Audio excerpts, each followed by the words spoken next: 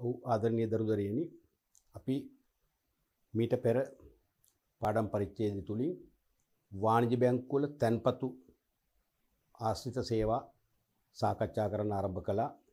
එහිදී විභාගෙටත් නිරන්තරයෙන්ම ගැටළු වශයෙන් යොමු වෙන ප්‍රධාන තැන්පතු වර්ග දෙකක් සම්පූර්ණව සාකච්ඡා කරා. ඒ ඉල්ලුම් තැන්පතු සහ ඉතිරි කිරීමේ තැන්පතු.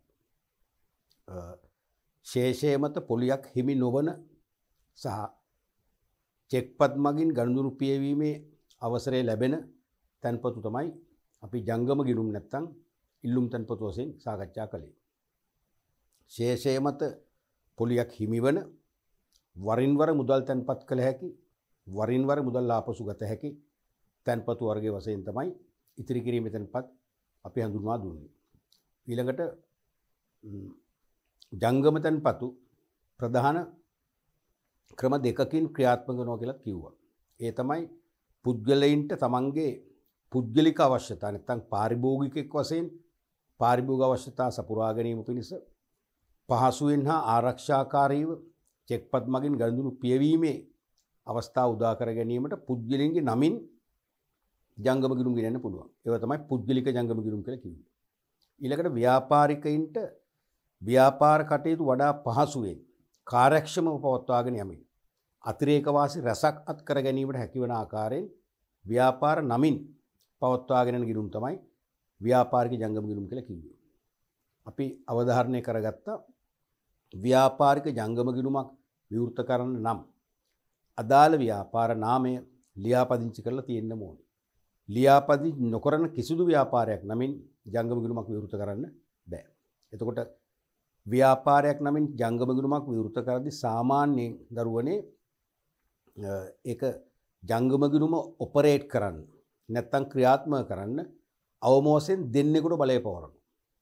සමහර ව්‍යාපාරවල 3 දෙනෙකුට බලය පවරනවා. ඒ කියන්නේ ගිණුම මත චෙක්පත් අන කරන්න බලය පැවරු දෙන්න හෝ 3 දෙනාම අස්සම් කරනවා. ඒ බලය පැවරු දෙන්න හෝ 3 දෙනාගේම ආදර්ශ අස්සම් බැංකුවට බාර දීලා තියෙනවා. එහෙම කරන්නේ අර ව්‍යාපාරික ගනුදෙනු වඩා වගකීමෙන් යුතුව සහ වංචනික ක්‍රියාවන්ට ඉඩ නොතබා විනිවිද භාවයකින් යුතුව ක්‍රියාත්මක කරන්න තමයි දෙන්නෙක් හෝ 3 දෙනෙක් චෙක්පත් අන කිරීමේ බලය පවරන්නේ. මොකද එක්කෙනෙකුට සොරකම් කරන්න ලේසියිනේ. මට සොරකම් කරන්න මොකද මම විතරයිනේ දන්නේ. මට මම කරන වංචාව වහා ගන්න පුළුවන්. නමුත් ලංකාවේ සාමාන්‍ය ක්‍රමේ දෙන්නෙක් හෝ 3 දෙනෙක් හවුල් වුණොත් එක්කෙනෙක්ගෙන් හරි ඒ වංචාව හෙළිදරව් වෙනවනේ. ඒ නිසා දෙන්නෙක් හෝ 3 දෙනෙක් හවුල් වෙලා වංචාවක් කරන්න තියෙන ඉඩකඩ අඩු නිසා තමයි ඒ ජංගම ගිණුමේ ක්‍රියාකාරීත්වය විනිවිද භාවකින් යුතුව ක්‍රියාත්මක කරන්න දෙන්නෙක් හෝ 3 දෙනෙක් අස්සම් කරන්න ඕන. පැහැදිලිනේ? ඊළඟට අපි අද කතා කරන්න යන්නේ ඉතුරු තැන්පත් කීපය. මං කව වාණිජ්‍ය බැංකුවක සියලුම තැන්පත් වර්ග සමහරට සෑහෙන ප්‍රමාණයක් තියෙනවා. ඒ සියල්ල වැටෙන්නේ මූලික කැටගරි තුනකට. මූලික වර්ග තුනකට. එකක් තමයි ජංගම තැන්පතු, අනිත් එක ඉල්ලුම් තැන්පතු, අනිත් එක තමයි කාලීන තැන්පතු. නැත්තම් ස්ථාවර තැන්පතු. ෆික්ස්ඩ් ඩිපොසිට් නැත්තම් ටර්ම් ඩිපොසිට්ස්. දැන් මෙහෙම උගන්වද්දී සමහර ළමයි පුද්ගලිකව අපෙන් ප්‍රශ්න කරනවා, ටෙක්ස්ට් කරලා අහනවා, දුරකථන ඇමතුම් දීලා අහනවා කාලීන තැන්පත් සහ ස්ථාවර තැන්පත් දෙකක් නේද කියලා. ඇත්තටම ළමයි දැනට අවුරුදු 20කට වගේ උඩදී දෙකක්. නමුත් පසු කාලීනව මේ තැන්පත් දෙකම එකක් කරලා තියෙන. දැන් ඒ නිසා කාලීන ස්ථාවර කියලා දෙකක් නැහැ. දැන් අපට අවශ්‍ය නැහැ, අහන්නෙත් නැහැ ඔක නිකන් ඔබ අහන නිසා සමහර අයට කුතුහලයක් තියෙන නිසා මම කියන්නම්. ස්ථාවර තැන්පත් කියන්නේ නිශ්චිත මුදලක් නිශ්චිත කාලයක් සඳහා තැන්පත් කරනවා. ඒ කාලේ නිම වෙනකන් ආපසු ගන්න බෑ. පැහැදිලිද? කාලින තැන්පත් කියන්නේ ඒ කාලේ නිශ්චිත මුදලක් නිශ්චිත කාලයකට තැන්පත් කරනවා. හැබැයි කල්පිරණ කාලයට පෙර බැංකුවේ අවසරය මත සීමිත අවස්ථා කීපයකදී. ඒ කියන්නේ අපිට හිතුණු වාරයට ගන්න බෑ. ලක්ෂ 50ක් තියනවා කියන්නකෝ. ලක්ෂ 50 අපට 10-15 වතාවකදී ගන්න බෑ. බැංකුව අපට අවසර දුන්න අවස්ථා දෙකද තුනද ඒ දෙක හෝ තුන් වාරෙදී සල්ලි ආපහු ගන්න පුළුවන්. ඒක තමයි කාලින තැන්පත් කියන්නේ. නමුත් ඉතින් ඒකත් තේරුමක් නැහැනේ. ස්ථාවර තැන්පතක් වශයෙන් දාලා වාර කීපයකදී සල්ලි ආපහු ගන්නවා. ඉතින් ඕක ඉතිරි කිරීමේ ගිණුමෙන්ම කරන්න පුළුවන්. ඒ නිසා තමයි කාලින තැන්පත් ක්‍රමය දැන් අවශ්‍ය වෙලා තියෙන්නේ. දැන් මේ දෙකම එකයි. හරිද? රයිට්. නිශ්චිත කාල පරිච්ඡේදයක් සඳහා නිශ්චිත මුදල් ප්‍රමාණයක් නිශ්චිත පොලියක් යටතේ තැන්පත් කිරීමක් තමයි මේක අදහස් කරන්නේ. නිශ්චිත මුදලක් රුපියල් මිලියන 1ක් නම් මිලියන 1යි. අර ඉතිරි කිරීමේ ගිණුම වගේ වරින් වර දාන්න බෑ. නිශ්චිත කාලයකට සාමාන්‍යයෙන් ස්ථාවර තැන්පත් දාන්න පුළුවන් අවම කාලේ මාසයයි. මාසයකට දාන්න පුළුවන්. පොලිය එතකොට ගොඩක් අඩුයි. නැත්තම් මාස 3ට දාන්න පුළුවන්. එක්කෝ මාස 6ට පුළුවන්. නැත්තම් අවුරුද්දට අවුරුදු 2ට 4ට 5ට ආදී වශයෙන් යන්න පුළුවන්. තේරුණා? අවම කාලේ මාස 1යි. උපරිම කාලයක් නේ අපිට ඕන නම් කැමති නේ එකවර අවුරුදු 10කට දාන්න පුළුවන්. එහෙම කාලේ දික් වෙන අපිට ලැබෙන පුලි අනුපාතය ඉහළ යනවා.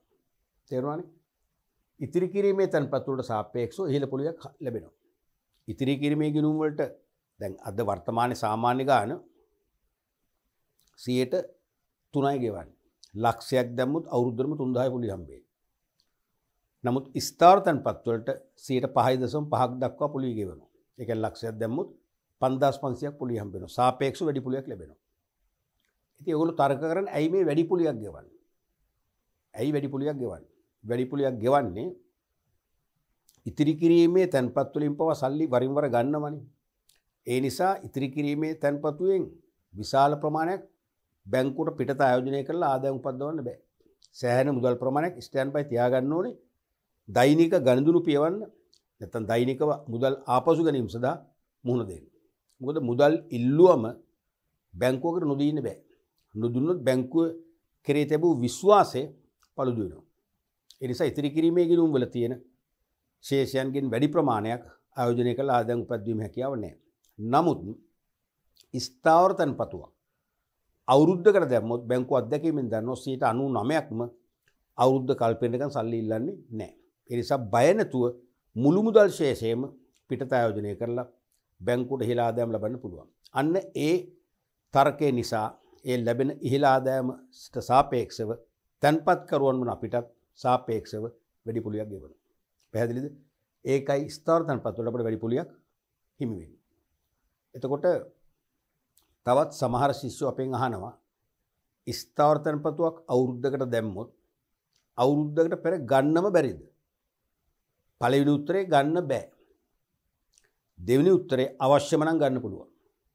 ඒක තමයි සාධාරණ උත්තරේ. පළවෙනි උත්තරේ ගන්න බෑ. මොකද අපේ ගිවිසුමක් තියෙන්නේ. ගිණුමක් ආරම්භ කරනවා කියන්නේ ගිණුම්කරු සහ බැංකුකරු අතර ගිවිසුමක් ඇති වෙනවා. මොකක්ද? වසරක් යනකම් මම තැන්පත් කරන මුදල් ප්‍රමාණය ආරක්ෂාකාරීව පවත්වාගෙන ගිහිල්ලා වසර අවසානයේ හෝ නැත්නම් අපි කිව්ව පරිදි මාසිකව හරි පොලියත් සමග ආපසු දෙන්න කියලා. ඒ ගිවිසුම කඩ කරන්න බෑනේ. නමුත් විශේෂ හදිසි අවශ්‍යතා මතුවෙනවා. අපි හිතමු ඊටාම හදිසි අවශ්‍යතා. අපි හිතමු හදිසි ශල්‍ය කර්මයක් කරන්න වෙන තැන්පත් කරුට. සල්ලි නැහැ. එහෙනම් ස්ථාවර තැන්පතු ආපසු ඉල්ලන්න වෙනවා. සාධාරණ මානුෂික හේතුවක්. අපි හිතමු හදිසියේ ගෙදර මරණයක් සිදු වෙනවා. මුදල් ප්‍රශ්න තියෙනවා. වෙන විකල්ප නැහැ. ස්ථාවර තැන්පතු ආපසු ඉල්ලන්න වෙනවා. අන්න එතනදී ඒ කොන්දේසිය කඩ කරලා ගිවිසුම අවසන් කරලා ඒ කියන්නේ බැංකුවෙත් අපෙත් එකඟත්වයෙන් එතකොට දෙපක්ෂයේම එකඟත්වයේ මත මානසික හේතුන් මත සල්ලි කලින් ගෙවනවා. හැබැයි ගෙව්වම එක්ක පොලිය නැහැ. එක්ක පොලිය ගෙවන්නේ නැහැ. නැත්නම් පොලියෙන් අර්ධයයි ගෙවන්නේ. මුළු මුදලම හම්බෙන්නේ නැහැ. දැන් නිදසුනක් වශයෙන් අපි හිතමු අවුරුද්දකට දැම්ම කියලා ස්ථාවර තැන්පතුව 5.5ක පොලියකට තේරෙනවද? අපි හිතමු දාලා මාසයක් දෙකක් වගේ ආරම්භක අවස්ථාවේදී අර වගේ හදිසියකදී ගන්න උනොත් දෙනව පොලිය ගෙවන්නේ නැහැ. හැබැයි අවුරුද්දෙන් හරි අඩක් විතර මාස 6ක් විතර ගිහිල්ලා නම් පොලියෙන් භාගයක්ම හම්බ වෙනවා. 5.5ක් නම් 2.75ක් ලැබෙනවා. අපි හිතමු අවුරුද්දට ආසන්න කියලා. ඒ කියන්නේ මාස 10 11 වගේ ගිහිල්ලා නම් පොලියෙන් පොඩි ප්‍රමාණයක් අඩු කරලා 5.5ක් නම් සමහරට 5ක් නැත්නම් 4.75ක් වගේ ප්‍රමාණයක් ගෙවනවා. දැන් පුද්ගලිකව මට වුණා මගේ ස්ථාවර තැන්පත් මුදලක් තිබුණ පුංචි මුදලක් මාස 11කදී මාස 11යි දින දෙකක් හරියට මට මතකයි. මාස 11යි දින දෙකක් වෙනකම් මම අරගෙන ගියා. මට හදිසියේ ඉඩමක් ගන්න අවශ්‍ය වෙලා මම බැංකුවත් එක්ක කතා කරා ගිහිල්ලා. මට මුළු පොලියම දුන්නා. හේතුව මම ගන්නේ අනිවාර්යෙන් අත්‍යවශ්‍ය දෙයකට. අනික අවුරුද්දට තව දවස් 20 ගානක් අඩු. අන්තිම මොහොත දක්වා මම අරගෙන ගියා. ඒ බැංකුවේ කැමැත්ත. ඉතින් එතනදී පොලිය 100ට එකක් හරි අඩු කරා නම් මට කරන්න දෙයක් නැහැ. නමුත් මම ඉල්ලපු මානසික හේතුව ඒක ඇත්ත බව බැංකුව තහවුරු කරගත්ත නිසාත් කල්පිරෙන් ඉතාමත් මාසන් නිසාත් මුළු පොලියම දුන්නා. ඒ වගේ හදිසි අවශ්‍යතාවලදී කල්පිරෙන්න පෙර මේ සල්ලි ලබා ගන්න පුළුවන් පොලිය අඩු වෙනවා. ඒකයි වෙන්නේ. පැහැදිලිනේ? රයිට්. ඊළඟට මේ ස්ථාර්තනපත්වල වාසි තියෙනවා.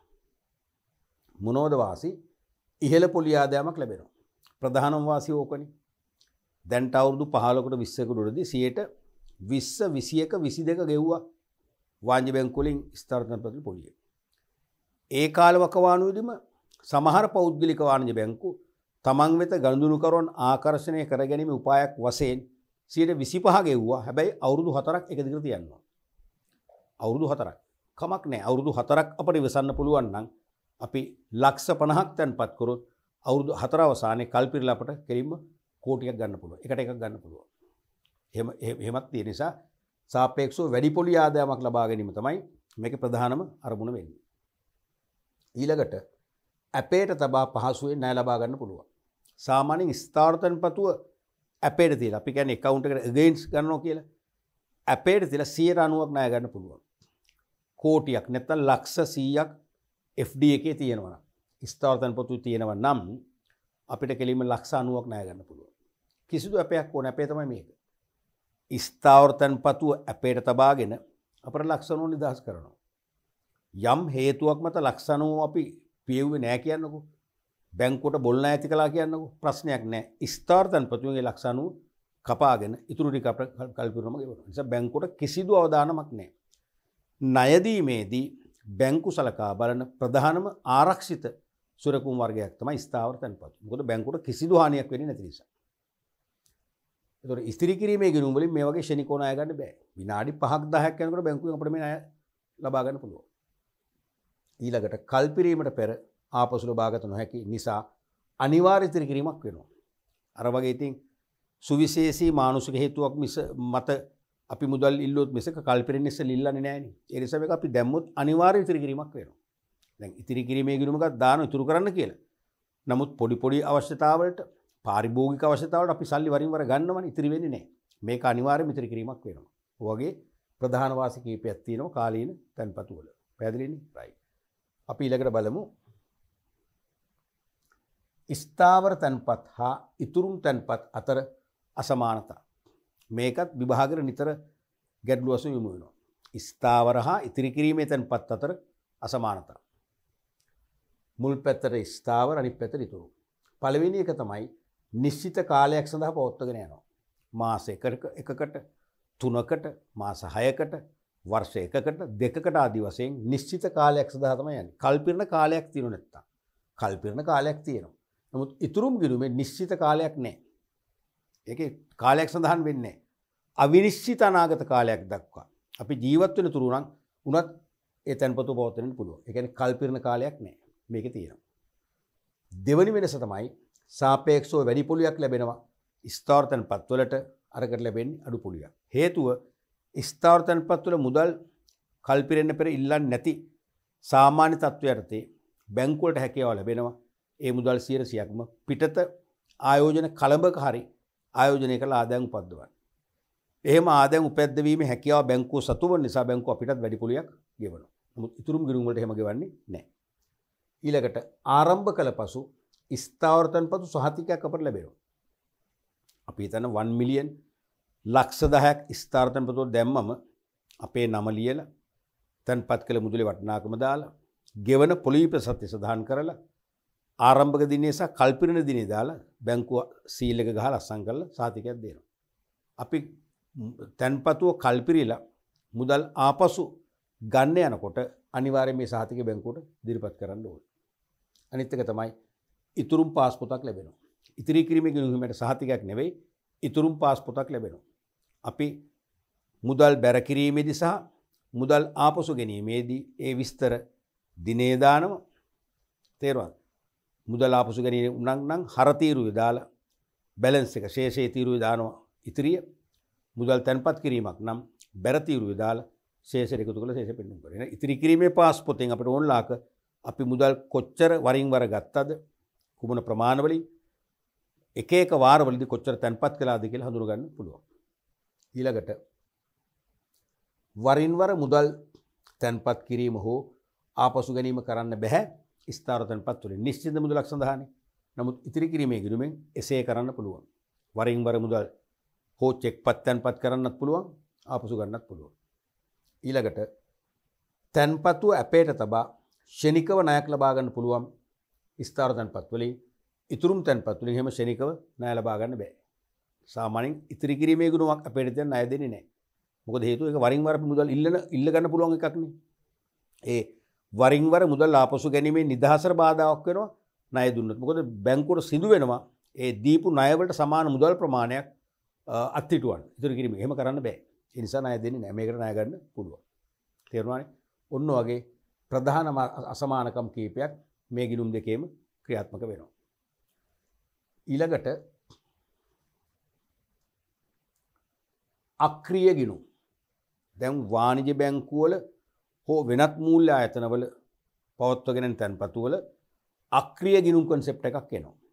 මේ අක්‍රීය ගිණුම් concept එක එන්නේ ස්ථාවර තැන්පත් වල නෙවෙයි. ස්ථාවර තැන්පත් දරුවනේ අක්‍රීය වෙන දෙයක් නැහැනේ. අවුරුද්දකට දැම්ම ඉතින් අවුරුද්දෙන් පස්සේ අපි ගන්නවා. මාස 6කට දැම්ම මාස 6න් පස්සේ ගන්නවා. මාස 6කට දාලා අපි මාස 6ක අවසානයේදී ඉල්ලුවේ නැත්තම් මොකද වෙන්නේ? ඒකත් හිතන්නකෝ බලන්න. අපිට අමතක වුණා. මොකද වෙන්නේ? බැංකුව අපිට දැනුවත් කරලා ලිපියක් මගින් දැනුවත් කරලා තවත් මාස 6කට ඒක දික් කරනවා. අවුරුද්දකදී ගත්තේ නැහැ කියනකො තවත් අවුරුද්දකට දික් කරනවා. ඕනනම් දික් කරන් පස්සේ අපිට ගන්න පුළුවන් දැන් කල්පිරිච්ච නිසා. තේරුණාද? නැත්තම් ඊළඟ කාල පරිච්ඡේදයක්වත් යන්න පුළුවන්. පැහැදිලිද? එතකොට ස්ථාවර තැන්පත් වලට අක්‍රීය වෙන කතාවක් නැහැ. මේ අක්‍රීය කියන්නේ දිගු කලක් තිස්සේ ගනුදෙනු අත්හිටුවන ලද ගිණුම් විශේෂය. දිගු කලක් තිස්සේ තැන්පත් කරුවෝ බැංකුව සමග ගනුදෙනු නොකර අත්හරින ලද ගිණුම් කියලා බැංකුවක් නිර්වචනය කරන හඳුනගන්න තැන්පතු වර්ග තමයි අක්‍රීය තැන්පතු නැත්නම් අක්‍රීය ගිණුම්. ඩෝමන්ට් accounts. තේරුණාද? දිගු කලක් තිස්සේ තැන්පත් කරුවන් විසින් ගනුදෙනු නොකරන ලද ගිණුම් ලෙස වර්ග කරන ලද ගිණුම් තමයි අක්‍රීය ගිණුම් කියන්නේ. දිගු කලක් තිස්සේ ගනුදෙනු කරුවන් විසින් ගනුදෙනු සිදු නොකරපු ගිණුම් ලෙස බැංකුවක් විසින් කලින් කලට වර්ග කරනවා ගිණුම්. ඒ වර්ගීකරණයට හසු වන ගිණුම් තමයි අක්‍රීය ගිණුම් කියන්නේ. බැංකුවල අභ්‍යන්තර ප්‍රතිපත්ති මත මෙම ගනුදෙනු නොකරන ලද කාල සීමාව වසරක් හෝ ඊට වැඩි වෙන්න පුළුවන්. දැන් සමහර බැංකුවල ප්‍රතිපත්ති අනුව වසරක් ඇතුළත එක ගනුදෙනුවක් කලි කරේ නැත්නම් අක්‍රීය ගිණුම් වලට වර්ග කරනවා. සමහර බැංකුවල වසර දෙකක් දෙන්නත් පුළුවන්. තේරුණාද? වසර දෙකක් යනකම් එක වතාවක් හරි ගනුදෙනු නොකර හිටියත් අක්‍රීය වෙන්නේ නැහැ. වසර දෙක පැන්නොත් අක්‍රීය වෙනවා. ඇතැම් බැංකුවල ඕක මාස 6ක් වෙන්න පුළුවන්. එක දිගට මාස 6ක් අපිට ගනුදෙනු නොකර ඉන්න පුළුවන්. හැබැයි මාස 6 පැනලා එක දවසක් හරි ගියොත් එක ගනුදෙනුවක්වත් කරගන්න බැරි වුණා නම් අක්‍රීය වෙනවා. ඒක බැංකු ප්‍රතිපත්ති අනුව අභ්‍යන්තර ප්‍රතිපත්ති අනුව වෙනස් වෙනවා. ඊළඟ දේ තමයි මේ අක්‍රීය ගිණුම් කො මේ ගනුදෙනු කියන එක තේරුම් ගන්න ඕනේ. සාමාන්‍යයෙන් ගනුදෙනු කියන්නේ ගනුදෙනු දෙකමනේ. මුදල් ආපසු ගැනීම ගනු, මුදල් බැංකුවේ තැන්පත් කිරීම දෙනු. ඔය දෙකමනේ. ඔය දෙකෙන් එකක් හරි කරොත් අක්‍රීය වෙන්නේ නැහැ කියලා මතයක් තියෙනවනේ. එහෙනම් වැරදි ඒක. සාමාන්‍යයෙන් බැංකුවක් මේ ගිණුමක් අකණ්ඩව ගනුදෙනු කරමින් අක්‍රීය නොවන මට්ටමින් ගනුදෙනු කරලා පවත්වාගෙන යනවා කියන එක අදහස් කරන්නේ ගිණුමේ සල්ලි තැන්පත් කරන එක නෙවෙයි. දැන් අපි කිසියම් ඉතිරි කිරීමේ ගිණුමක සල්ලි දාලා අපි හිතමු මාස 6 නෙවෙයි අවුරුද්දක් තුලම හැම මාසෙකම දෙතුන් වතාවක් සල්ලි තැන්පත් කරනවා. අවුරුද්ද පුරාම සල්ලි තැන්පත් කරා. ඒක ගනුදෙනුවක් වශයෙන් පිළිගන්නේ නැහැ. ගනුදෙනු වෙන්නේ එපේ. ගනුදෙනු වෙන්න නම් අපි ගිණුමෙන් සල්ලි ගන්නත් ඕනේ. අඩුම ගානේ රුපියල් 100ක් හරි එක වර්ගයකදී ගන්න ඕනේ. තේරුණාද? කොච්චර අපි අවුරුද්ද තුල එක වාරයක්ක සල්ලි තැන්පත් කරේ නැහැ. හැබැයි එකම එක වතාවකදී අපි රුපියල් 100ක් බැංකු ගිණුමෙන් ආපසු ගත්තා. ඒක ගනුදෙනුවක් වශයෙන් පිළිගන්නවා. ඒක ගනුදෙනුවක් වශයෙන් පිළිගන්නවා. ඒතොර අක්‍රිය වෙන්නේ. දැන් කිසියම් බැංකුවක අභ්‍යන්තර ප්‍රතිපත්ති අනුව වසරක් ඉක්මවා ගියොත් තමයි අක්‍රිය කරන්නේ. එහෙමනම් ඒ බැංකුව අපි අවුරුද්ද තුල එක රුපියල් 100ක් ඇති. රුපියල් 100ක් වත් ගත්තොත් ආපසු අනිවාර්යයෙන්ම ගනුදෙනු කළා වෙනවා, අක්‍රිය වෙන්නේ නැහැ. ඒ නිසා මතක තියාගන්න බැංකු ගිණුම් විවෘත කරද්දී සාමාන්‍ය බැංකුව අපිට කියනවා ඔබ අවුරුද්දක් තුල එකවරක් හරි ගනුදෙනු කරන්න ඕනේ. ඒ කියන්නේ රුපියල් 100ක් හරි ගන්න ඕනේ. නැත්නම් මාස 6ක් තුල රුපියල් 100ක් හරි ආපසු ගත්තේ නැත්නම් ගිණුම අක්‍රිය වෙනවා. අපි ගිණුම වහනවා කියලා බැංකු උපදෙස් දෙනවනේ. ඒ අනුව අපි මතක කරලා එකවරක් හරි රුපියල් 100ක් හරි ගන්න ඕනේ. ඒක බැංකු කවුන්ටරෙන්ම ගන්න ඕනේ නැහැ. අපිට ATM මැෂින් එකෙන් ඩෙබිට් කාඩ් එක පාවිච්චි කරලා ගත්තත් ඒත් ගනුදෙනු කළා වෙනවා. ඒ වගේ අඩුම ගානේ ඩෙබිට් කාඩ් පතක් භාවිතා කරලා හරි එකවරක් හරි නියමිත කාලය තුල මුදල් ආපසු ගත්තොත් ඒ ගිණුම සක්‍රිය වෙනවා. තේරෙනවද? එහෙනම් අක්‍රිය ගිණුමක් වුණොත් මොකද වෙන්නේ? අක්‍රිය ගිණුමක් වුණොත් ගිණුමේ ක්‍රියාකාරීත්වයක් හිටවනවා. අපි හිතමු යම් බැංකුවක අභ්‍යන්තර ප්‍රතිපත්තිය අනුව ගිණුමක් සක්‍රිය මට්ටමේ පවත්වාගෙන යාමට නම් වසරක් ඇතුළත එක් වරකදී හරි රුපියල් 100ක් හරි ගන්න ඕන කියලා නියමයක් තියෙනවා කියලා. අපිට ඒක අතපසු වුණා. කියලා හිතන්න. අවුරුද්ද පැන්නම් පස්සේ අපි රුපියල් ලක්ෂයක් තැන්පත් කරන්න යනවා. ලක්ෂයක්. අපි තුමේ account එකේ තියෙනම රුපියල් 10000යි. අපි වගේ 10 ගුණයක් තැන්පත් කරන්න යනවා. තැන්පත් කරන්නත් බෑ මතක තියාගන්න. දැන් ඔබ තර්ක කරා ඉතින් තැන්පත් කරන්නේ හොඳයිනේ. අපි බැංකුවෙන් ගන්නනේ බැංකුවට සල්ලි දාන්න නෑ දාන්නත් බෑ. ගිණුමක් ක්‍රියයි. අවුරුද්ද පැන්නම් පස්සේ අපි සල්ලි ගන්න යනවා හදිස්සියක් වෙලා. ගන්නත් බෑ. ඒතොර කියනවා සෝරි ගිණුම ඩෝමන්ට් කරලා තියෙන්නේ සල්ලි ගන්න බෑ කියලා ගන්න බෑ. එහෙමනම් මේ ඩෝමන්ට් account එකෙන් අපි අනිවාර්යයෙන්ම සල්ලි ගන්න නම් ඒක ඇක්ටිව් account එකක් බවට නැවත පත් කරගන්න ඕනේ. ඒ තමයි තියෙන්නේ අක්‍රිය වූ පසු මුදල් ආපසු ලබා ගැනීමට නම් බැංකුව ලවා නැවත ගිණුම සක්‍රිය කරව ගන්න ඕනේ. ඒ සඳහා අමතර බැංකු ගාස්තුකුත් අපට ගෙවන්න වෙනවා. තේරුණාද? අපි වෙනම පුංචි ඇප්ලිකේෂන් එකක් ෆිල් කරලා දෙන්න ඕනේ. බැංකුවට අනිවාර්යයෙන්ම යන්න වෙනවා. ගිහිල්ලා අපේ ඩෙන්ටිටි කාඩ් එක පෙන්නන්න ඕනේ. අපේ අනන්‍යතාවය තහවුරු කරන් පස්සේ ගිණුම නැවත ඒගොල්ලෝ සක්‍රිය කරනවා. ඒකෙදි බැංකුව යම් වෙහෙසක් දරනවා. බැංකුවේ ලිපිකරුවෙක් කිසියම් පරිශ්‍රමයක් දරනවා. අන්නේ ලිපිකාර පරිශ්‍රමයේ වෙනුවෙන් බැංකු ගාස්තුව අය කරලා ගිණුම සක්‍රිය කරනවා. එතෙන් සිට අපි දැනගන්න අඩු ගානේ අවුරුද්දක් තුල නම් අවුරුද්ද ඇතුළත එකවරක් හරි සල්ලි ගන්න. එහෙම වුණොත් අක්‍රිය වෙන්නේ නැහැ. පැහැදිලිද? රයිට්. ඊළඟට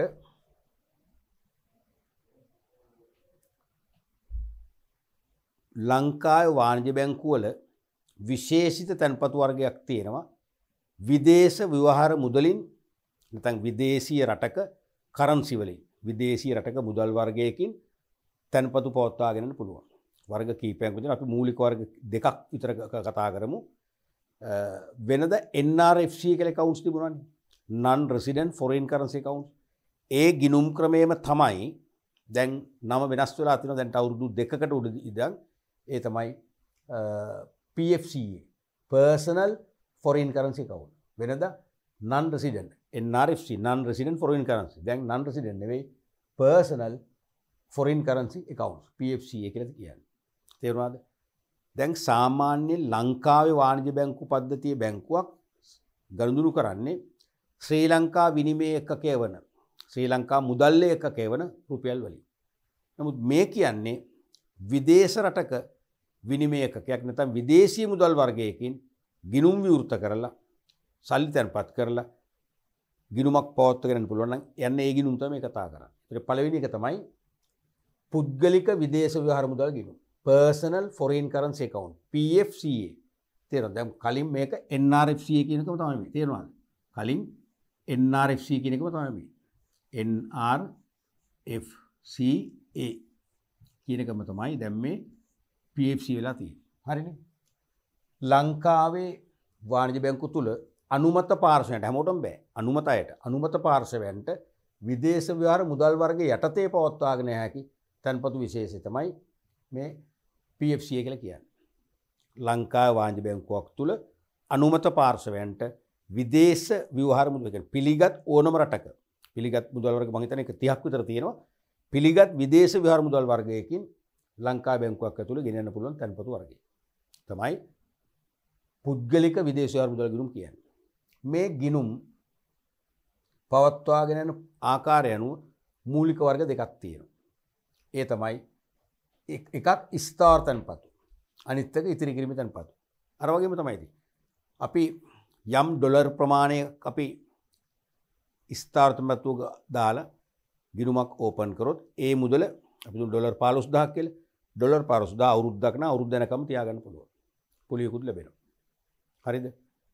ඉතුරුම් තැන්පතු කියන්නේ සාමාන්‍ය ඉතුරුම් තැන්පතු වගේමයි එකම දේ ඩොලර් වලින් ආරම්භ කරනවා වම තැන්පත් මුදලක් දාලා ඒකට වරින් වර විදේශ මුදල් තැන්පත් කරන්නත් පුළුවන් වරින් වර විදේශ මුදලින් හෝ ශ්‍රී ලංකා රුපියල් වලින් ආපසු ගන්නත් පුළුවන්. ඒක තමයි ඉතුරුම් තැන්පතු කියන්නේ. ඒතකොට ස්ථාවර තැන්පතුවක් ආරම්භ කරනවා නම් අවම තැන්පතුව ඇමරිකන් ඩොලර් 1000යි. තේරුණාද? අනුමත පාර්ශවයන්ට ස්ථාවර තැන්පතුවක් ඕපන් කරන්න ඕන නම් අවම ඇමරිකන් ඩොලර් 1000ක් තැන්පත් කරන්න ඕන. ඇමරිකන් ඩොලර් 1000ක් නැත්නම් ඒ වෙනුවට ඊට සරිලෙන වෙනත් ඕනෑම විදේශ මුදල් වර්ගයක් වළංගුයි. පැහැදිලිද? අපි හිතමු ඇමරිකන් ඩොලර් 10 සමාන වෙන්නේ ඉන්දියන් රුපියල් 25000කට කියලා. ඉන්දියන් රුපියල් 25000කින් ආරම්භ කරන්න පුළුවන්. ඇමරිකන් ඩොලර් 10 සමාන වෙන්නේ තායිලන්තේ බාත් 30000කට නම් එහෙනම් බාත් කියන මුදල් වර්ගෙන් 30000ක් දැම්මත් ඕපන් කරන්න පුළුවන්. පැහැදිලි නේද? මේ ඩොලර්ම වෙන්න ඕනේ නැහැ. මීට සමාන. මේ ඩොලර් 10000ට මේ හෝ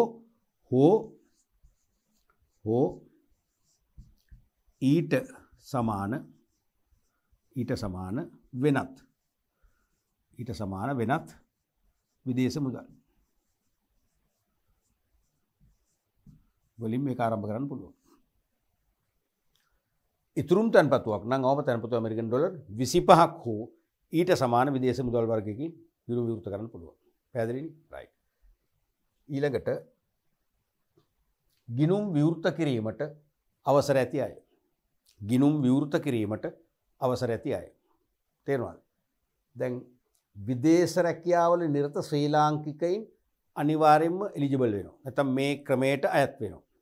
ඔබ විදේශ රටක ගිහිල්ලා රැකියාවක් කරනවා නම් ඔබට මේ ගිණුමක් විවෘත කරන්න පුළුවන්. ඒ රටට ගිහිල්ලා මංගත ක්‍රමයට නැත්නම් ඉන්ටර්නෙට් බැංකින් පහසුකම් අරගෙන විවෘත කරන්නත් පුළුවන්. නැත්නම් රටින් පිටවීමටත් පුළුවන්. ඔබ අනිවාර්යයෙන්ම විදේශ ගතවන බවට රැකියා ගිවිසුමේ පිටපතක් දෙන්න ඕනේ. දැන් ඔබ පිටරට කම්පැනි එක රැකියාවට යනවා කියන්නකෝ. ඔබට ජොබ් ඇග්‍රීමන්ට් එකක් ගහන්න වෙනවනේ. ඒ රැකියා ගිවිසුමේ කොපියක් දෙනවා. මෙන්න මට අසවල් කම්පැනි අසවල් දිනේද මේ රැකියාව බාර දීලා තියෙනවා කියලා පෙන්වන්න පුළුවන්. පාස්පෝර්ට් එකේ අනිවාර්යයෙන්ම කොපි එකක් දෙන්න ඕනේ.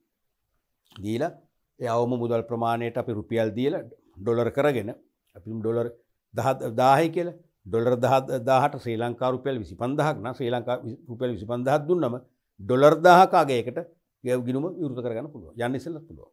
ගිහිල්ලත් පුළුවන්. දෙවැනි එක තමයි ලංකාවෙන් පිටත නේවාසික ශ්‍රී ලාංකික සම්භවයක් ඇති අය. මේක තේරෙනවද? ලංකාවෙන් පිටත කියන්නේ වෙනත් රටක ජීවත් වෙනවා. ලංකාවෙන් පිටත නේවාසික යම් රටක පදිංචි වෙලා ඉන්නවා. හැබැයි ශ්‍රී ලාංකික සම්භවයක් ඇති අය. ශ්‍රී ලාංකික සම්භවයක් තියෙනවා. මොකක්ද ඒ කියන්නේ? ලංකාවේ තමයි ඉපදලා තියෙන්නේ. ලංකාවේ ඉපදුනාට දැන් එයා වෙනත් රටක පදිංචි කරුවෙක් සහ වෙනත් රටක පුරවැසියෙක් ප්‍රශ්නයක් නැහැ. එයාගේ උපැන්න සහතිකයේ තියෙන ලංකාවේ ඉපදුනා කියලා. ලංකාවේ උපැන්න සහ මරණ ලියාපදිංචි කිරීමේ දෙපාර්තමේන්තුවෙන් එයාට උපැන්න සහතිකයක් දීලා තියෙනවා. ඒ ඇති. එහෙනම් එයාටත් පුළුවන් ලංකාවේ බැංකුවක මේ වගේ විදේශ මුදලින් ගිණුමක් විවෘත කරන්න පුළුවන්. ඊළඟට විජාතිකයෙකු වන ශ්‍රී ලංකාවේ නේවාසික අය. ස්වදේශිකයන් නෙවෙයි පිටරටක අය. හැබැයි දැනට ලංකාවේ පදිංචි වෙලා ඉන්නවා. తాවකාලිකව ඉස්තර කාලීනව කියන්න බෑ. ඒක තේරෙනවද? එහෙනම් විජාතිකයෙක් තමයි දැනට ලංකාවේ නම් වාසය කරන්නේ පදිංචිලා ඉන්නේ. ඒගොල්ලන්ට පුළුවන්. ඔබ දන්න ඕන තරම් විදේශ රටවල අය ලංකාවේ දේශීය සමාගම්වල හෝ නැත්නම් විදේශීය බහුජාතික සමාගම්වල ශාඛා මෙහි තියෙනවනේ. ඒව රැකියා කරනවා. රැකියා කරන කාලේ අවුරුදු 3ක්ද 5ක්ද 10ක්ද ලංකාවේ පදිංචිලා ඉන්නවා. ඒගොල්ලන්ට පුළුවන් විවෘත කරන්න. ඊළඟට ලංකාවේ සංචාරය කරන විදේශිකයන්ට පුළුවන්. ලංකාවේ తాවකාලිකව දිගු කාලයකට සංචාරයක සදා එනවනේ. ඒගොල්ලන්ට පුළුවන්. ඊට අමතරව මෙතන නැතුණා සඳහන් නොකරත් ලංකාවට නුදුරු අනාගතයේදී සංචාරය කරන්න අපේක්ෂාවෙන් ඉන්නට පුළුවන්. සංචාරය කරන්න අපේක්ෂාවෙන් ඉන්නට පුළුවන් ලංකා බැංකුවක ෆොරින් කරන්සි වලින් account එක පවත්වාගෙන යන්න. හැබැයි ඒගොල්ලෝ එතකොට ඒගොල්ලන්ගේ වීසා බලපත්‍රයේ සහිත પાස්පෝර්ට් එක කොපියක් පෙන්වන්නට ඕනේ. ඒ කියන්නේ ඒගොල්ලෝ දැන්ටත් ලංකාවට එන්න සැලසුම් කරලා තියෙනවා. වීසා බලපත්‍රය දන්නවනේ රටකින් තවත් රටකට ඇතුල් වෙන්න එරට යම් කාලයක් ගත කරන් දීපු අවසරපත්‍රය. දැන් ලාංකික අපි ඇමරිකාවට යනවා නම් ඇමරිකාවේ තානාපති කාර්යාලයක් තියෙනවා ලංකාවේ. ඇමරිකාවේ තානාපති කාර්යාලය අපට අවසර දෙනවා. අපි හිතමු අප්‍රේල් මාසේ පළවෙනිදා ඇමරිකාවට ඇතුල් වෙන්නත් එතෙන් සිට අවුරුදු 2ක් ඇමරිකාව ගත කරන්නත් අවසර දීලා මුද්‍රාවක් තබනෝනේ પાස්පෝර්ට් එක. ඒක තමයි වීසා කියන්නේ. අන්නේ වීසා බලපත්‍රයෙන් අපි ඔප්පු කරනවා අපි ලංකාවට නුදුරු අනාගතයේදී සංචාරය සඳහා පැමිණෙන බවට. ඒගොල්ලන්ට පුළුවන් මෙන්න මේගොල්ලෝ වගේ ෆොරින් කරන්සි account එකක් ගෙනියන්න. ඊළඟට විදේශ රැකියාවල නිරතව සිට ආපසු පැමිණි දින 90ක් ගත වීමට පෙර ලාංකිකයෙක්. කියන්නේ කලක් විදේශ රටවල රැකියාවල නියුක්තව හිටියා. දැන් ලංකාවට පැමිණලා තියෙන. ආපසු ඇවිල්ලා තියෙන. ලංකාවට ඇවිල්ලා මාස 3ක් ඇතුළත දින 90ක් ගත වීමට පෙර අයටත් පුළුවන් ෆොරින් කරන්සිස් වලින් මේ account එක ගෙනියන්න. ඔන්න වගේ විශේෂිත පාර්ශ්වයන් කීපයකට පමණක් විදේශ විහාර මුදලින් එක්කෝ ස්ථාවර තැන්පත් එක්කෝ ජංගම ගිණුම් පවත්වන්න පුළුවන්. තව විශේෂ දෙයක් තියෙන ඒ තමයි දේශීය හෝ විජාතික ව්‍යාපාරිකයන්ට අවශ්‍ය නම් ලංකාවේ විදේශ විහාර මුදලින් ජංගම ගිණුමකුත් පවත්වන්න පුළුවන්. අන්න ඒකත් මතක තියාගන්න. ඒක උන අපි අතිරේක මෙතන දාන්න පුළුවන්. අතිරේක වශයෙන්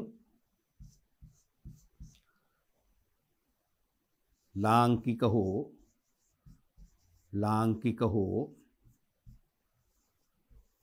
විජාතික ව්‍යාපාරිකයින්ට ලාංකික හෝ විජාතික ව්‍යාපාරිකයින්ට මෙම ගිණුම්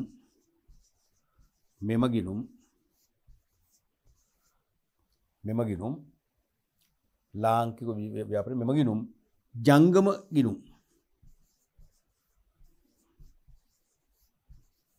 ජංගම ගිණුම් ලෙසද පවත්වාගෙන යා හැක.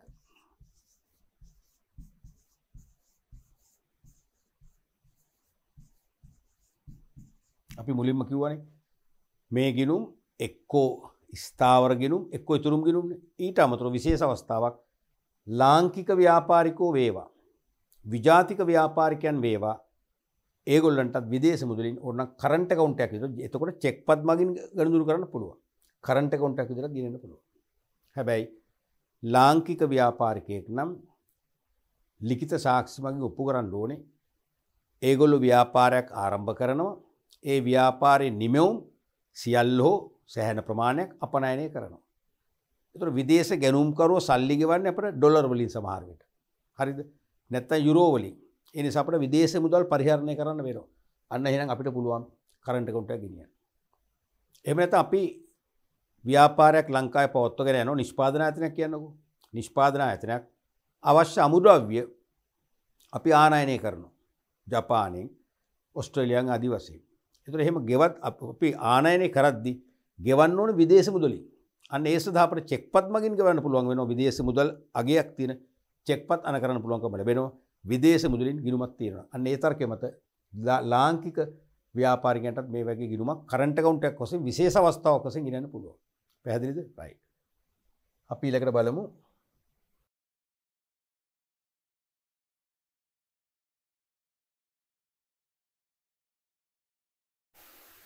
උදරුවනේ. එතකොට අපි මෙම ගිණුම් ක්‍රමවල ප්‍රතිලාභ ගැන හොඳ අවබෝධයකින් ඉන්න ඕනේ. මොකද ශ්‍රී ලංකා රුපියල් වලින් පවත්වාගෙන යන ගිණුම් වලට වඩා විදේශ ව්‍යවහාර මුදල් වලින් පවත්වාගෙන යන ගිණුම් වලින් ලැබෙන ප්‍රතිලාභ වැඩි. දැන් ඔබ දන්නවා විදේශ විනිමය අනුපාතය අපි දැන් වසර ගණනාවක් තිස්සේ දැක්ක එකක් තමයි ශ්‍රී ලංකාවේ රුපියලට එරෙහිව තියෙන විදේශ විනිමය අනුපාතය එන්නෙන්නම ඉහළ යනවා. විදේශ විනිමය අනුපාතය ඉහළ යනවා යනු රුපියලේ අගය මොකද වෙන්නේ? අඩු වෙනවා. රුපියල බාල්දු වෙනවා. ඒ නිසා අපි රුපියල් වලින් ඉතිරි කිරීමේ හෝ ස්ථාවර තැන්පතුවක සල්ලි තැන්පත් කරලා වසර ගණනාවකට පස්සේ අපි එහෙම නැත්නම් කල්පිරුණම් පස්සේ හරි ඒ මුදල් ආපසු ලබා ගැනීමේදී ඒ මුදලේ මූර්තාගේ ඊටාම පහළගේ ඇත්තේ. නමුත් අපි විදේශ ව්‍යවහාර මුදල් වර්ගයකින් ගිණුම පවත්වාගෙන ගිහිල්ලා කල්පිරුණම හෝ වසර ගණනාවකට පසුව ඒ ගිණුමේ සල්ලි ශ්‍රී ලංකා රුපියල් වලට පරිවර්තනය කරලා ලබා ගැනීමේදී අපිට විශාල වටිනාකම ලබා ගන්න පුළුවන්. ඒ නිසා පැහැදිලිවම ශ්‍රී ලංකා රුපියල් වලින් පවත්වාගෙන යන ගිණුම් වලට වඩා ඉහළම වාසිදායක තත්ත්වයක් තියෙන්නේ විදේශ ව්‍යවහාර මුදල් වලින් පවත්වාගෙන යන ගිණුම් වලටයි. එතකොට PFC accounts වේවා RFC accounts වේවා විදේශ ව්‍යවහාර මුදල් ගිණුම් වලින් පවත්වාගෙන යනවා නම් විනිමය අනුපාතයේ ඉහළ යාමට සමගාමීව අපට නුදුරු අනාගතයේදී නැත්නම් මතු අනාගතයේදී ඉහළ මුදල් මූල්‍යමය වාසියක් ගන්න පුළුවන්කම තියෙනවා. දැන් උදාහරණයක් වශයෙන් අපි හිතමු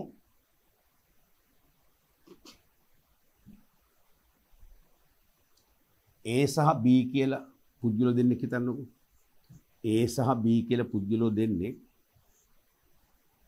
අපි හිතමු විදේශගත රැකියාවක ඉඳලා ලංකාවට එනවා. අපි දන්නවා විදේශගත රැකියාවක සිට පැමිණ දින 90ක් ඇතුළත RFC ගිණුම් එහෙම නැත්නම් PFC ගිණුම් foreign currency accounts පවත්වන්න පුළුවන්. තේරුණාද? personal foreign currency accounts පවත්වන්න පුළුවන්. එතකොට මේ දෙන ලංකාවට එනකොට අපි නිකමට හිතමු ඩොලර් 1000ක් අරගෙන ආව කියලා හිතන්නකෝ. ඒ කියන්නේ යාළුවෝ අනිකුත් වියදම් වලට ඩොලර් ප්‍රමාණයක් රුපියල් බවට පත් කරගෙන තේරුණාද? සුද්ධ ඩොලර් 1000ක් මේ දෙන්නම අරගෙන ආව ලංකාවේ බැංකුවල තැන්පත් කරා. නැවත රට යන්න හෝ නොයන්න ආවේ මේගොල්ලෝ. එතකොට අපි හිතමු ඩොලර් 1 සමානයි. ඩොලර් 1 සමානයි රුපියල් 200 කියන්නකෝ. විනිමය අනුපාතය ඩොලර් 1 සමාන රුපියල් 200 නම් හරිද? ඩොලර් 1000ක් අරගෙන ආවා. අවම ඒ කියන පුද්ගලයා මේක රුපියල් බවට පරිවර්තනය කරගන්නවා. මේක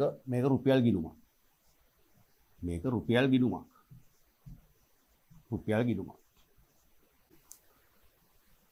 එතකොට දරුවනේ ඒ කියන තැනත්තා එයාගෙන ආපු ඩොලර් 1000 පරිවර්තනය කරගන්නවා රුපියල් වලට.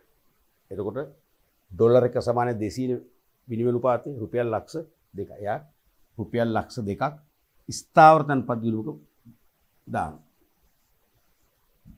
මේක රුපියල් වලින් දාන්නේ. B එහෙම නෙමෙයිනේ. B කෙලින්ම PFC එකනේ. personal foreign currency account. PFC ගිණුමක දානවා. ඒ දාන්නේ කෙලින්ම ඩොලර් වලින්මයි. හරිද? කන්වර්ට් කරන්නේ ඩොලර් 10 දානවා personal foreign currency account එක. තේරෙනවද? පෞද්ගලික විදේශ ව්‍යවහාර මුදල් ගිණුම දානවා. වසර 10කට පස්සේ වසර 10ට පසු ඩොලර් 1 සමානයි රුපියල් 400 වෙලා කියලා පිළිතමු. එකට එකක් නැගලා. එහෙමනම් මේ දෙන්නම වසර 10කට පස්සේ මේ ගිණුම් දැන් පරිණත වෙලානේ. අවලවුන් කරලා ගිණුම් වසා දමලා මුදල් අතර ගන්නවා. එහෙනම් මේ දෙන්නටම පොලියක් ලැබෙනවා. හරිද? පොලිය తాවකාලිකව අපි පැත්තකට තියමු. පොලිය අමතක කරොත් ඒට කීයක් ලැබෙනවද? රුපියල් ලක්ෂ 2කම ලැබෙනවා. රුපියල් ලක්ෂ 2ක් ලැබෙනවා. හරිද? මුදල ලක්ෂ 2යි. මේකට පොලිය එකතු වෙනවා. මේකට පොලියක් එකතු වෙන එක හරි. එකතු වෙන පොලියක්. මුදලින් ලැබෙන ලක්ෂ 2කමයි. දැන් මේකටත් පොලියක් එකතු වෙනවනේ. මේකට පොලිය එකතු වෙන්නේ විදේශ ව්‍යවහාර මුදලින්මයි ඩොලර් වලින්මයි. හරිද? නමුත් අපි මේකේ පොලිය පැත්තකට කරන්නකො. පැත්තකට කරොත් එදාට විනිමය අනුපාතය ඉහළ ගිහිල්ලා 200 400 වෙලා. එහෙමනම් මොකද වෙන්නේ? එදාට මෙයාට කීයක් ලැබෙනවද?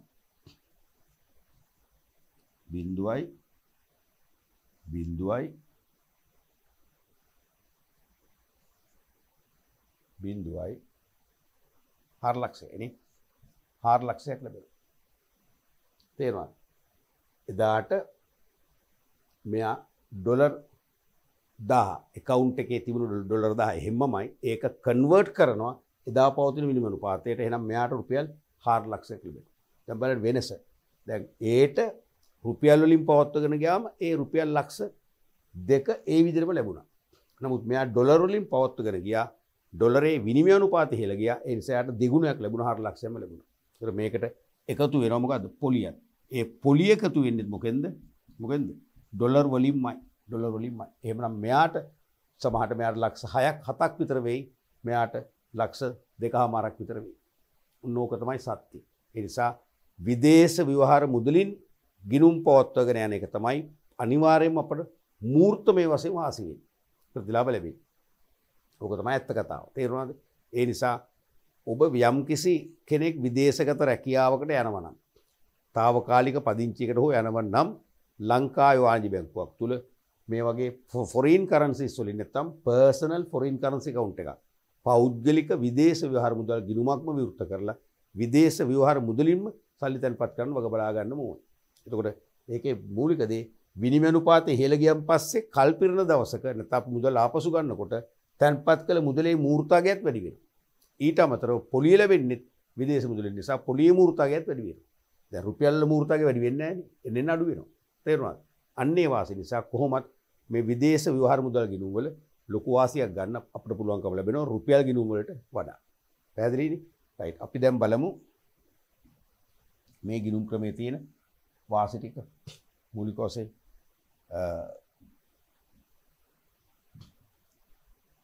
මෙම ගිණුම් ක්‍රමවල ප්‍රතිලාභ. පළවෙනි එක තමයි පොලිය විදේශ මුදලින් හිමි වෙන එක. පොලිය විදේශ මුදලින්ම හිමි වෙන්නේ. දැන් අපි හිතමු මේ අවුරුද්දේ ඩොලර් වලින් පොලිය ඩොලර් 50ක් ලැබුණා කියලා පොලිය. තේරුණාද? දැන් ඊළඟ අවුරුද්දේ මොකද වෙන්නේ? ඔය ඩොලර් 50ක් එකතු වෙනවා අර මුල් තැන්පතුවට. හරිද? අපි මුල් තැන්පතුව ඩොලර් 1000යි කියන්නකෝ. දැන් ඩොලර් 50ක් පොලියක් වෙන ඩොලර් 1050යි. ඊළඟ අවුරුද්දේ පොලිය බලන්න ඩොලර් 1050ටයි. තේරුණා? එහෙනම් තවත් වැඩි වෙනවා. නමුත් රුපියල් වල එහෙම වෙන්නේ නැහැ. ඒ නිසා මේ පොලිය විදේශ මුදලින් ලැබෙනවා කියන්නේ අපේ තැන්පතුවේ මූර්තාගේ අනාගත මූර්තාගේ එන්නෙන්නම වර්ධනය වෙනවා. පැහැදිලිනේ? දෙවෙනි එක තමයි විදේශීය මුදල් වලගේ ඉහළ යන නිසා තම තැන්පතු වල මූර්තාගේ ඉහළ යනවා. දැන් රුපියල් වලින් දැම්මම මූර්තාගේ අඩු වෙන එක නෙවෙන්නේ. තේරුණාද? විනිමය අනුපාතය ඉහළ යනවා මූර්තාගේ අඩු වෙනවා. නමුත් විදේශ විවහාර මුදලින් දැම්මොත් අනිවාර්යයෙන්ම අපට තැන්පතුවේ අනාගත මූර්තාගේ ඉහළ යනවා. අපිට වැඩි රුපියල් ප්‍රමාණයක් අතර ගන්න පුළුවන්කම ලැබෙනවා. තුන්වෙනි එක තමයි වෙනත් ගිණුම් වෙත මුදල් බැර කරවා ගන්නත් පුළුවන්. PFC ගිණුමක ඉඳලා තේරුණාද? personal foreign currency account එක ඉඳලා සාමාන්‍ය රුපී account වලට සාමාන්‍ය රුපී accounts වලට මුදල් මාරු කරන්න පුළුවන්. ඒ නිසා මේ ගිණුමේ සල්ලි දැම්ම කියලා අපි හිර වෙන්නේ නැහැ. දැන් අපි ඕගොල්ලෝ විදේශගත වෙනවා. හරිද? ඕගොල්ලන්ගේ දෙමව්පියන්ට මොන හරි අසනීපයක් ඇති වෙනවා. හදිසි අවස්ථාවක් ඇති වෙනවා. ඔබට පුළුවන් බැංකුවට ඊමේල් පණිවිඩයක් මගින්. එහෙම නැත්නම් ස්ටෑන්ඩින් ඕඩරයක් මගින්. එහෙම නැත්නම් මාසිකවම ඕනනම් මාසිකවම පුළුවන්. මාසෙකට නිශ්චිත මුදලක් ඩොලර් 100ක් කියලා ඩොලර් 100ක් ඕගොල්ලන්ගේ ගිණුම හර කරලා දෙමව්පියන්ගේ රුපියල් ගිණුමට මාරු කරන්න පුළුවන්. ඒ නිසා මේක දැම්ම කියලා හිර වෙන්නේ නැහැ. ඒ නිසා වෙනත් ගිණුම් වෙත මුදල් බැර කරවා ගන්න පුළුවන් වීමත් වාසියක් වෙනවා. ඊළඟට ගිණුමේ ශේෂයෙන් 90ක් දක්වා ශ්‍රේණික ණය ලබා ගන්න පුළුවන්. තේරුණාද? ගිණුමේ ශේෂය ඩොලර් 1000ක්ද එහෙනම් ඩොලර් 900ක් පැහැදිලිවම මේ විනාඩි 2-3කින් අපිට පුළුවන් ලෝන් එකක් ගන්න. ඒ කියන්නේ අපි කියන්නේ accounts ඩිපොසිට් එකට against ගන්නවා කියලා කියන්නේ. account එකට against ගන්නවා. ඒ කියන්නේ ඩොලර් 10 තැන්පතුව අපේට තියලා 90ක ප්‍රණය දෙන්න. අපි ණය ආපසු ගෙවුවේ නැත්නම් කිසි ප්‍රශ්නයක් නැහැ බැංකුවට. මොකද අපේ තැන්පතු මුදලෙන් එක කපා ගන්න පුළුවන්. ඉතින් ඒකත් වාසිය. තේරුණාද? ඊළඟට නොමිලේ ජාත්‍යන්තර හරපත් ලැබේ. ඉන්ටර්නැෂනල් ගනුදෙනුවලදී පාවිච්චි කරන්න පුළුවන් වන ආකාරයේ ඩෙබිට් කාඩ් එක ෆ්‍රී ඔෆ් චාර්ජ් දෙනවා. කිසිම බැංකු සේවා ගාස්තුවක් අය කරන්නේ නැහැ. දැන් ලංකාවේ සාමාන්‍ය බැංකු සේවා ගාස්තුවක් අය කරනවානේ. අපේ ඩෙබිට් කාඩ් වලට මේකේ එහෙම බැංකු සේවා ගාස්තුවක් තොරවම අනිවාර්යයෙන්ම අන්තර්ජාතික ගනුදෙනු වලට පාවිච්චි කරන්න පුළුවන් වන ආකාරයේ හරපතක් නිකුත් කිරීම කරනවා.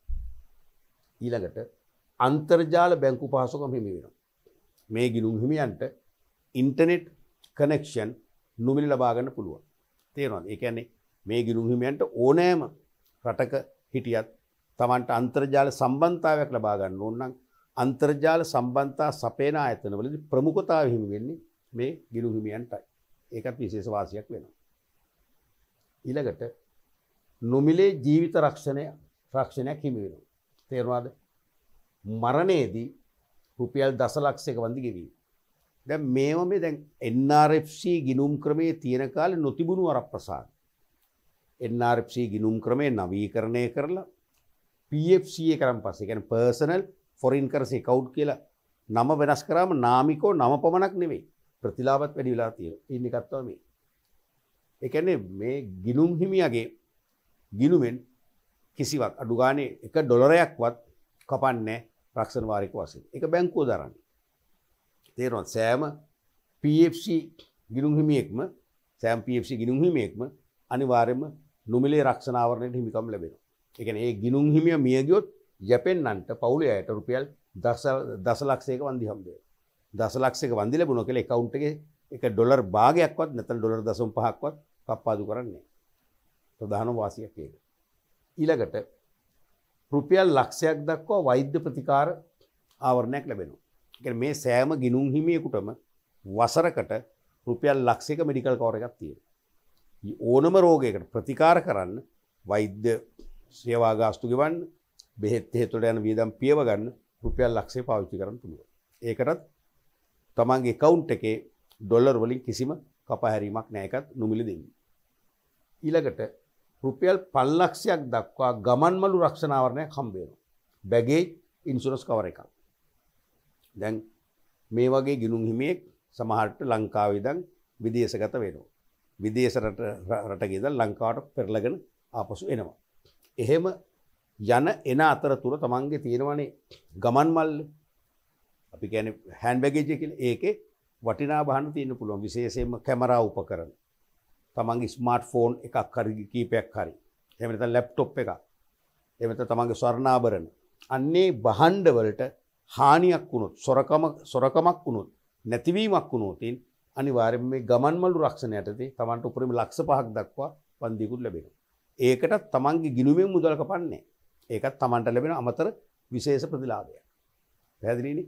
මෙන්න මේ වගේ සුවිශේෂී ප්‍රතිලාභ ගණනාවක් හිමි වුණ නිසාම ඔබ විදේශ රැකියාවක නිරත වෙනවා නම් විදේශගත පදිංචිට යනවා නම් අමතක කරන්න එපා. ලංකා වාණිජ්‍ය බැංකුවල රුපියල් ගිණුම් නෙවෙයි විවෘත කළ යුත්තේ මොනවද? foreign currency account නැත්නම් personal foreign currency account එකක් තමයි open කරන්න ඕනේ. ඔබ දන්නවා ඒක ඔබ විදේශගත වෙන්න පෙරත් පුළුවන්.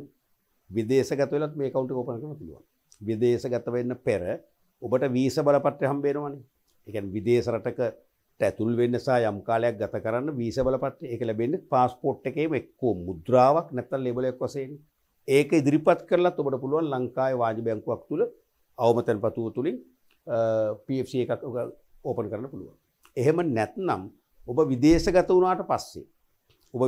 වුණාට පස්සේ එහෙ ඉඳන් ඔබට ඊමේල් කරලා විද්‍යුත් තැපැල් ක්‍රමයට තොරතුරු එවලා account එක ඕපන් කරන්න පුළුවන්. කොහොම හරි කමක් නැහැ. මම කියන්නේ විදේශගත වෙනවා නම් ලංකා වාණිජ්‍ය බැංකුව වල ආරම්භ කළ යුතු රුපියල් ගිණුම් නෙවෙයි මේ වගේ foreign currency account එකක් නැත්නම් personal foreign currency account එකක්. පැහැදිලිනේ? right. අපි ඊළඟ එකට යමු. ඒ තමයි ජ්‍යෙෂ්ඨ විජාතික ස්ථාවර තන්පතු ගිණුම්. ජ්‍යෙෂ්ඨ විජාතික ස්ථාවර තන්පතු ගිණුම්. senior foreign national fixed deposit account SFNFD කියලා අපි කෙටියෙන් සංකේතවත් කරනවා.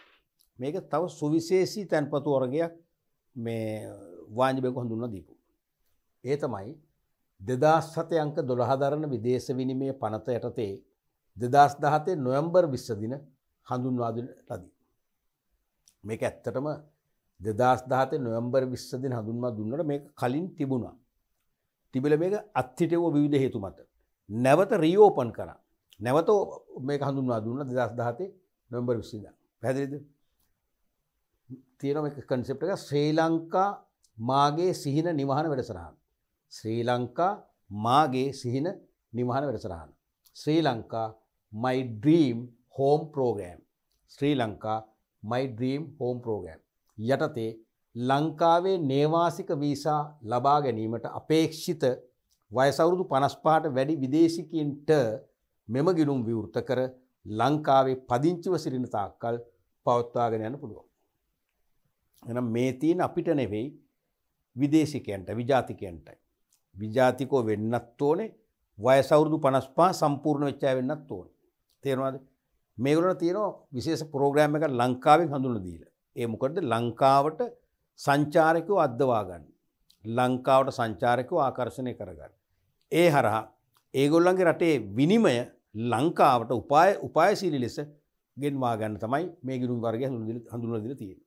එතකොට ශ්‍රී ලංකා මාගේ සිහින නිවාස වැඩසටහන යටතේ ඒ විදේශිකයන්ට ලංකාවට ඇවිල්ලා නිවසක් ඉදි කරන්න, නිවසක් බද්දට අරන් ජීවත් වෙන්න, මියනකම් උන්නම් කුලියට අරන් ජීවත් වෙන්න අවස්ථාව ලැබෙනවා.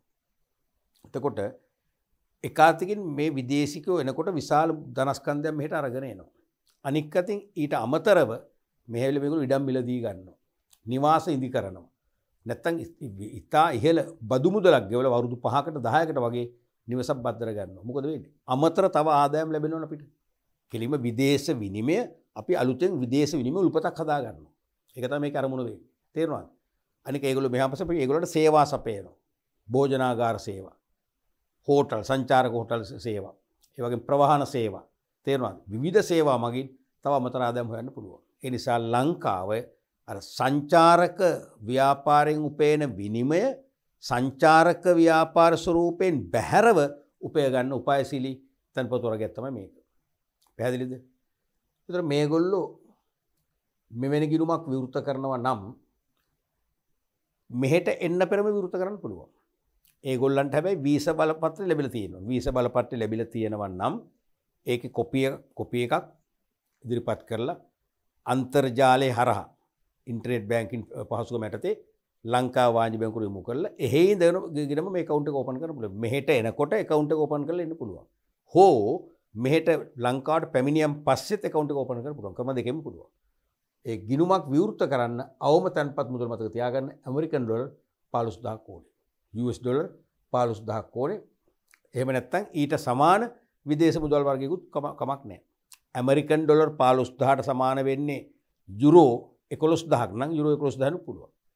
ඇමරිකන් ඩොලර් 15000ට ඉන්දියන් රුපියල් ලක්ෂ 3ක් නම් සමාන වෙන්නේ ඉන්දියන් රුපියල් ලක්ෂ 3ක් පුළුවන් ආරම්භ කරන්න. තේරෙනවද? හැබැයි ඒ විතරක් මදි. ඊට අමතරව ලංකාවේ යැපීම සඳහා වැදගත්ම දේ. ලංකාවේ යැපීම සඳහා ඒගොල්ලෝ තව අමතර මුදලක් ශ්‍රී ලංකා රුපියල් ගිණුමක පවත්වාගෙන යන්න ඕනේ. ලංකාවේ යැපීම සඳහා. තේරෙනවද? ඒ දැන් ලංකාවේ ජීවත් වෙන්න එපේ. දැන් මේක සමහර ඒගොල්ලෝ ගේන්නේ ස්ථාර්තන පොතක් විදියට. නැත්නම් ඒගොල්ලන්ගේ සිහින ශ්‍රී ලංකා මාගේ සිහින නිවහන වැඩසටහන සාක්ෂාත් කරගන්න. එහෙනම් ලංකාවේ රැකියාවක් කරන්නත් පුළුවන් නොකරන්නත් පුළුවන්. රැකියාවක් කළොත් ආදායම් ලැබෙනවා, නොකළොත් ජීවත් වෙන යැපීම සඳහා අඩුම ගානේ ඇමරිකන් ඩොලර් 1500ක අවම මුදලක්. ඊට වැඩි මිසක් අඩු වෙන්න බෑ. අවම මුදලක් ශ්‍රී ලංකා රුපියල් ගිණුමක තැන්පත් කර පවත්වාගෙන යන්න ඕනේ. එහෙම වුණොත් තමයි මේගොල්ලන්ට මේ ගිණුමේ ප්‍රතිලාභ ලබා ගන්න පුළුවන් වෙන්නේ.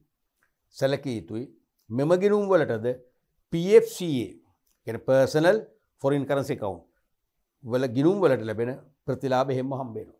මේගොල්ලන්ටත් රක්ෂණ ආවරණයක් නොමිලේ හම්බ වෙනවා. මේගොල්ලෝ ලංකාවේදී මේ ගියොත් ලංකා රුපියල් ලක්ෂ 10ක වන්දි හම්බ වෙනවා යපෙන්නන්ට. මේගොල්ලන්ට මෙහෙදී ලෙඩ රෝග හැදුනොත් වෛද්‍ය ප්‍රතිකාර ගන්න වාර්ෂික රුපියල් ලක්ෂයක් දක්වා වෛද්‍ය දීමනාවක් ලැබෙනවා. මේගොල්ලන්ගේ ගමන් මළු මෙහෙට එන අතරේ ලංකාවේදී ගුවන්තොටුපළෙන් පිට වෙච්ච මොහොතේ සිට කොයිදරි නැතුනොතින් රුපියල් ලක්ෂ 5ක් දක්වා වන්දි ආවරණයක් ලබා ගන්න පුළුවන්කම ලැබෙනවා. මේගොල්ලන්ට පොලිය හිමි වෙන්නේ විදේශ ව්‍යවහාර මුදලින්මයි. මේගොල්ලන්ටත් මෙන්න මේ ස්ථාවර තැන්පතු ගිණුම. මේක ස්ථාවර තැන්පත් ගිණුම පැහැදිලිවම ස්ථාවර කරලා දාලා තියෙනවනේ. මේ ස්ථාවර තැන්පත් ගිණුම ඇපේට තියලා අවම 15000ට ඕන තරම් දාන්න පුළුවන්. ඇපේට තියලා තේරෙනවද? අන්න තමන්ගේ ශ්‍රී ලංකා මාගේ සිහින නිවහන වැඩසටහන යටතේ නිවසක් බද්දට ගන්න, කුලියට ගන්න, නිවසක් ඉදි කරන්න, එක්ක නිවසක් ඉදි කරන්න ඉඩමක් මිලදී ගන්න, එක්ක ඉඩමයි නිවසයි දෙකම මිලදී ගැනීමට ඕන ලාක 90ක් දක්වා ණය ගන්න පුළුවන්. ඒක තමයි විශේෂත්වය. තේරුණාද? ඒ ණය අරගෙන කොටස් වශයෙන් අනිවාර්යෙන් මේ ණය පියවන්න පුළුවන්. ඔය වගේ විශේෂ තැන්පත් වර්ග කීපයක්ම මේ වගේ ක්‍රියාත්මක වෙනවා. ඒතර අපි මෙතෙක් අපි කතා කරේ වාණිජ්‍ය බැංකු වලින් පවත්වගෙන යන මූලික තැන්පත් වර්ග සහ ඒවයි ප්‍රතිලාභ. මූලික තැන්පත් වර්ග සහ ඒවයි ප්‍රතිලාභ විශේෂයෙන්ම නැවත මතක් කරනවා ජංගම තැන්පතු සහ ඉතිරි කිරීමේ තැන්පතු වලට වැඩි නැඹුරුවක් තියෙනවා. වැඩිපුරම ප්‍රශ්න අහන්නේ ජංගම තැන්පතු වලින්. ඒත් එක්ක මතක තියාගන්න ඕනේ ජංගම තැන්පතුවක් විවෘත කිරීමේදී අනිවාර්යයෙන්ම බැංකුව සලකා බලනවා මේ ජංගම ගිණුමක් විවෘත කරලා චෙක්පත් මගින් ගනුදෙනු කිරීමේ අවශ්‍යතාවයක් තියෙනවද? එහෙම නැති කෙනෙකුට ජංගම ගිණුමක් විවෘත කරන්න දෙන්නේ නැහැ. තේරුණාද? දැන් මගෙන් එක්තරා වැඩි ඈතන ගිය අවුරුද්දේ විභාගයේ අන්තිමවරට ගිහපු කණ්ඩායමේ ශිෂ්‍යව පිරිස මගෙන් ඇහුවා දැන් අපේ ලොකු අයියා ජංගම ගිණුමක් විවෘත කරා දැනට මාස 8කට හෝ 9කට උඩදී ලක්ෂ 5ක්ම දැම්මා. ඉතින් ලොකු ගාණක් විදිහට මේගොල්ලෝ කියන්නේ ලක්ෂ 5ක්ම දැම්මා. මේ මෑතකදී ලියුමක් ඇවිල්ලා තියෙන ඔබගේ ගිණුම මේ ක්‍රියාත්මක කරන්න කටයුතු කරන්න. එහෙම නැත්නම් බැංකුව විසින් ගිණුම වසා දමන්න කටයුතු කරනවා කියලා. එයාන සර් එහෙම කරන්න පුළුවන්ද? මොකද ඇයි එහෙම? ඒ ඉතින් හරි වැඩක් නෑ. ඉතින් අපේ අයියා ගිණුම ඕපන් ලක්ෂ 5ම දැම්මනේ. ඉතින් බැංකුව ඇයි වහන්නේ? එහෙම වහනවා. ඒ ඉතිරි කිරීමේ ස්ථාර ගිණුම වගේ නෙවෙයි මේක. මොකද ලක්ෂ 5 නෙවෙයි ලක්ෂ 50ක් දැම්ම කියන්නකෝ. ලක්ෂ 50ක් දානවා ඊට පස්සේ ගනුදෙනු එකක්වත් කරන්නේ නැහැ බැංකුවට පාඩුයි දරුවනේ. ඇයි හේතුව බැංකුවේ කරන්ට් account එක යාවත් කාලෙ කරන්න එපා. අප්ඩේට් කරන්න ඕන. තේරුණාද? අප්ඩේට් කරන්න මාසික බැංකු ප්‍රකාශනයක් හදන්න ඕනේ. ඒක එක්ක ඊමේල් කරන්න ඕනේ. එක්ක සාමාන්‍ය තැපැලෙන් ගෙවන්න ඕනේ. යම් ලිපිකාර වියදමක් යනවා. කිසිම වියදම් විතරයි ආදායමක් නැහැ. නමුත් කරන්ට් account එක ඔපරේට් කළොත් තමයි අන්න බැංකු සේවා ගාස්තු අය වෙනවා වාර්ෂිකව. තේරුණාද? චෙක් පොත් නිකුත් කරාම සෑම චෙක්පතකටම රුපියල් 30ක මුද්‍රණ ගාස්තුව අය වෙනවා.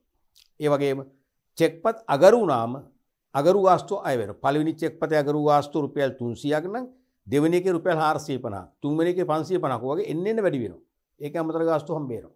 අනික බැංකු අයරා ලබා ගන්නවා. බැංකු අයරා වලට පොලිය හම්බ වෙනවා. ඒ වගේ වාසි රසක් ලැබෙනවානේ. ඒ නිසා ලක්ෂ 50ක් තැන්පත් කරත් වැඩක් නැහැ ගිණුම ඔපරේට් වෙන්නේ නැත්නම්. ඒක අර මම කිව්වේ ජංගම ගිණුමක් විවෘත කරද්දී බැංකු කළමනාකරු හෝ විධායක නිලධාරියෙක් හමු වෙලා සාකච්ඡාවක් කරද්දී ඒගොල්ලෝ බලනවා මෙයාට මේ චෙක්පත් මගින් ගනුදෙනු කිරීම අවශ්‍යතාවයක් තියෙනවද? නැත්නම් මේ නිකන් ෂෝ එකකදී මේ ගිණුම පවත්වාගෙන යන්නේ. මට චෙක් පොතක් තියෙනවා කියලා පෙන්නන්න තේරුමක් නැහැ. ඒ ලක්ෂ 50ට වඩා වටිනවා යම් ජංගම ගිණුම් හිමියෙක් රුපියල් ලක්ෂයක ගනුදෙනු ඔපරේට් කරනවා. මාසෙට ලක්ෂයක් දක්වා ගිණුමේ ඔපරේට් වෙනවා. ඒ කියන්නේ චෙක්පත් නිකුත් කරනවා, චෙක්පත් ගිණුමට රැස් කරනවා, ගිණුමෙන් හර වෙනවා, මුදල් තැන්පත් කරනවා. තේරුණාද? චෙක් බැංකු අයරා ගන්නවා, චෙක් අගරු වෙනවා. මෙන්න මේ වගේ ලක්ෂයක ධාරිතාවයක් තියෙන account එක වඩා වටිනවා ලක්ෂ 50ක account එකට වඩා. මේක හොඳට මතක තියාගන්න. වැඩිපුරම විභාගයට යොමු වෙන්නේ ජංගම ගිණුම ආශ්‍රිත ගැටලු. හොඳයි. අපි මේ පරිච්ඡේදයෙන් වාණිජ්‍ය බැංකුවල පවත්වාගෙන යන මූලික තැන්පතු පිළිබඳව විශේෂ අවබෝධයක් ලබා ගත්තා. අපි ඊළඟ පරිච්ඡේදයෙන් වාණිජ්‍ය බැංකුවල ණය මුදා හැරීමේ ක්‍රියාවලිය ගැන කතා කරන්න බලාපොරොත්තු වෙනවා.